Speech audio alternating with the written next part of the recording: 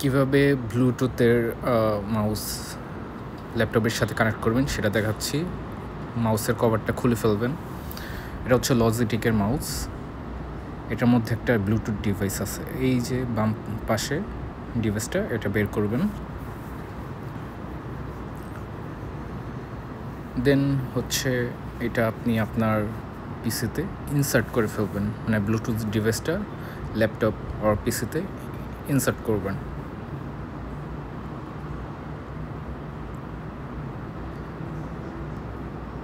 Insert হয়ে গেল। এখন ইনসার্ট করার পরে আপনার মাউসের যে অন অফের একটা বাটন আছে সেটা আপনি অন করে দিবেন। এই যে অন করে দিলাম। এখন আপনার মাউসটা হচ্ছে কানেক্ট হয়ে গেছে ল্যাপটপের সাথে।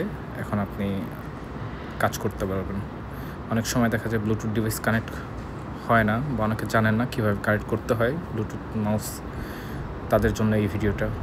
ভালো লাগলে সাবস্ক্রাইব করবেন, লাইক দিবেন। ধন্যবাদ।